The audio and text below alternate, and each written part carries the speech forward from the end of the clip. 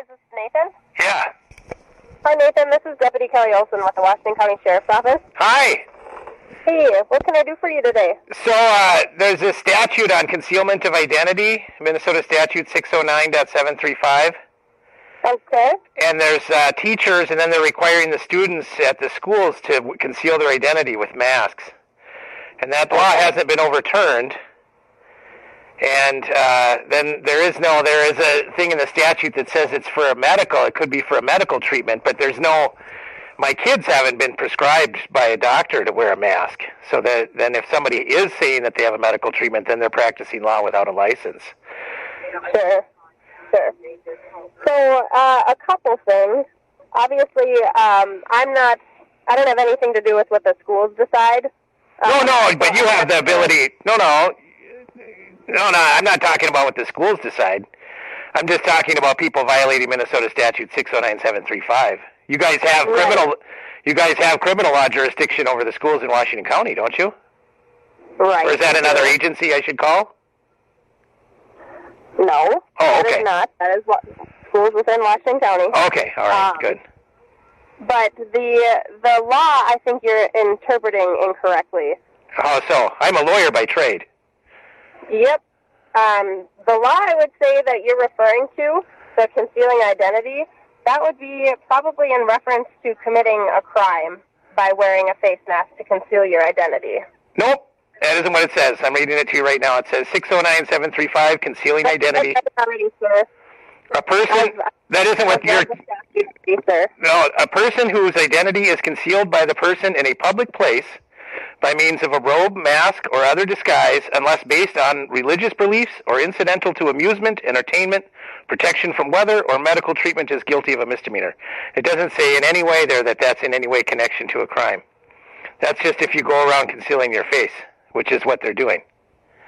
So what are you asking me to do with this? Well, I think that what needs to happen is we need to start in either this, if they don't like the statute, they can get it repealed, which they had the ability to do, or the statute needs to be enforced. So you go out and you start issuing, I think first you would just give a polite warning and just say, hey, I'm going to issue a citation unless you guys take these masks off. And then if they don't take the mask off, issue a citation and let them tell it to the judge. It's just your job to go out and enforce the law as it's written. So that if they have a problem with the law, that's something they can take up with somebody else. That's not your problem, right? You didn't write the law; you're just enforcing it. Right, that's true. And it hasn't been suspended. So just go out and give them a warning, and tell them to cut it out. And then if they want to change the law, they can take it up at the legislature. They can go get some sort of emergency decree again.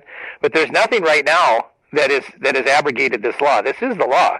And there's reasons why we have this law. I mean, this has, at least in my experience, anecdotal experience, gone along with an increase in crime because people can conceal their identity doing various crimes. But it's certainly not, there's a reason why we have this law. It's from the 60s, updated up until the 90s. And so I would just ask that you go out. I just talked to the principal at O.H. Anderson, Miss Prather. She said that she was wearing a mask. Go give her a warning. It's a crime. What I can do for you is I can document your concerns about this. But I'm not going to go to the schools and tell them that they have to take away the mask mandate. I didn't ask you to take away the mask mandate. They can have a mask mandate all they want. I'm just telling you to give them a warning that they're committing a crime. You don't have any power to tell them they can pass all the resolutions they want, but we have a statute that supersedes resolutions or whatever they have, and that's the law of the land. Just say, I'm here to enforce the law. I'm sorry, you guys can have whatever written down you want, and I'm not telling you to overturn that. They can have that written down all they want, but the statute and the statutes that you're sworn to uphold are the law of the land. I would also recommend, if you do care to do so, is to write to the legislator. Why would I need to write to the legislature? It's already the law. This was not the way the law was intended in this. How do you know that? It was not the way it was intended, and I don't need to explain that any further. How do you know it was intended? Do you know about? This is what the plain text of the statute says.